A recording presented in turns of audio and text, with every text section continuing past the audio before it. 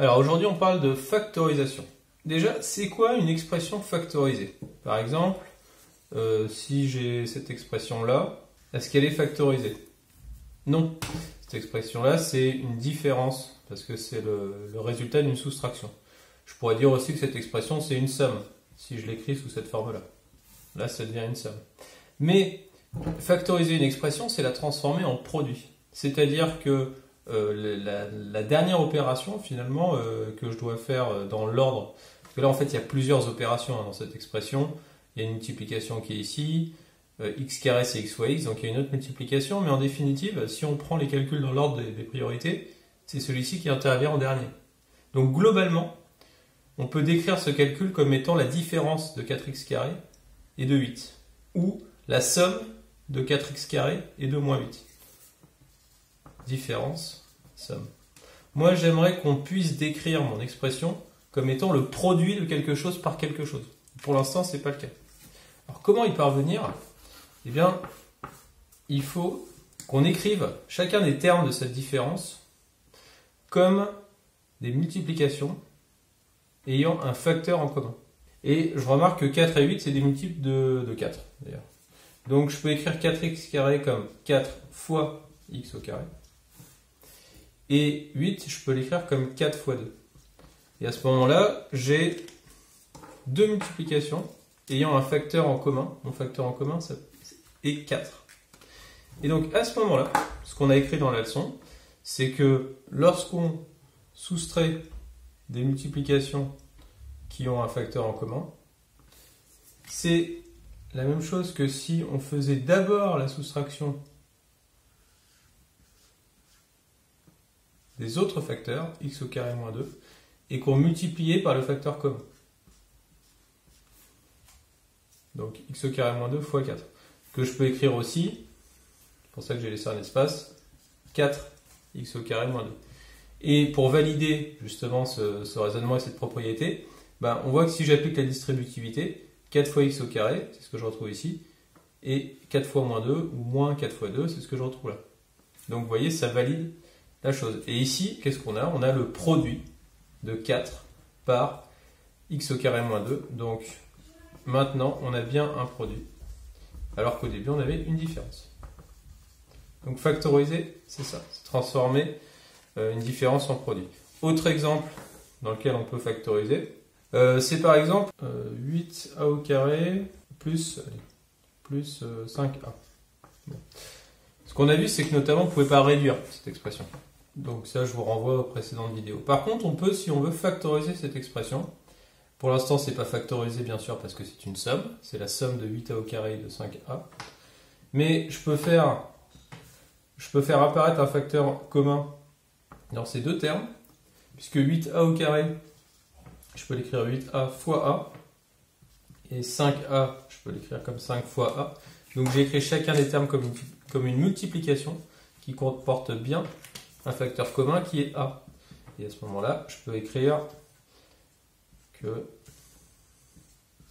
mon expression c'est a fois 8a plus 5. Je peux mettre la multiplication ici, ou je peux aussi ne pas l'écrire. Donc globalement, ici j'ai le produit de a par 8a plus 5. J'ai bien transformé ma somme en produit. Bon. Voilà, en termes de niveau de factorisation, ce qu'on peut vous demander en début de troisième. Vous verrez qu'il y a d'autres moyens de factoriser qu'avec un facteur en commun. Il existe aussi d'autres moyens de transformer une expression, une somme ou une différence en produit. Au niveau de l'intérêt qu'a la factorisation, c'est vrai qu'au collège, c'est assez limité, ce pourquoi ça sert. Par exemple, alors un exemple, en fait, quelque chose dans lequel vous factorisez en permanence, c'est quand vous faites par exemple de la réduction. Quand on fait 2a moins 6a. Bon, bah vous savez que ça peut se réduire en 2 moins 6, ça fait moins 4. C'est égal à moins 4a. Si on veut le justifier, on peut le justifier avec la factorisation. Parce qu'en fait, pourquoi c'est moins 4a? Parce qu'en fait, 2a c'est 2 fois a.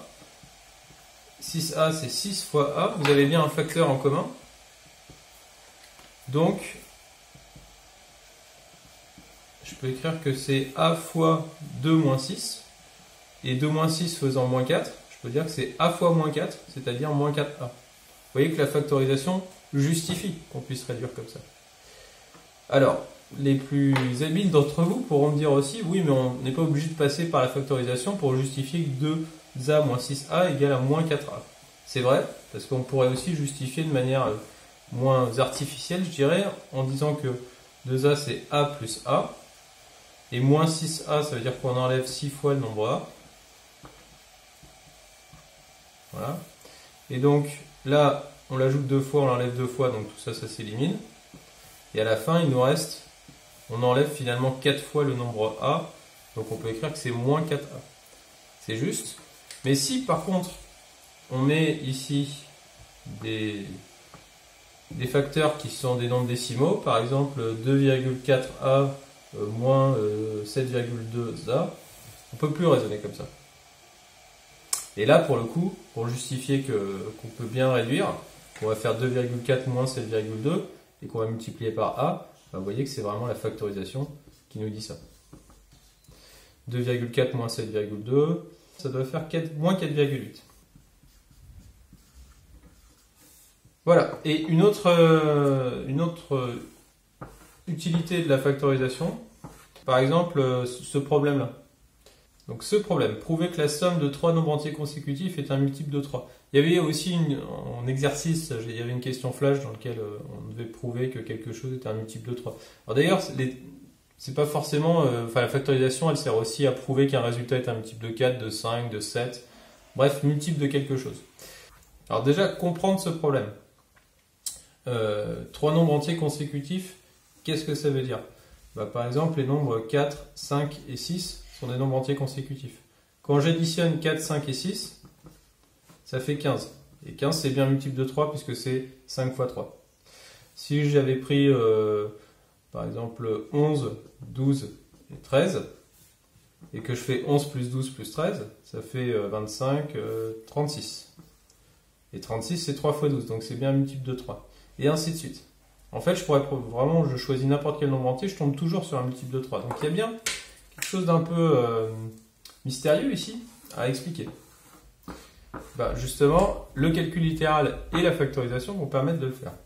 Si mon premier nombre entier, je l'appelle b, bon, bah, le suivant, ça va être b plus 1. Et le suivant, ça va être b plus 2. Donc, quand j'additionne mes trois nombres, b plus b plus 1 plus b plus 2, ça me fait donc du b plus b plus b, 3b plus 3. Et ça, c'est bien un multiple de 3, puisque là, j'ai 3 fois b, et là, j'ai 3 fois 1, donc j'ai 3 fois b plus 1. C'est-à-dire, mon résultat, c'est bien 3 fois quelque chose. Donc, c'est un multiple de 3. Voilà. L'utilité que peut avoir la factorisation en collège. Vous verrez surtout qu'en lycée, c'est quelque chose de très utile pour résoudre des équations dans lesquelles on aurait des x au carré, par exemple.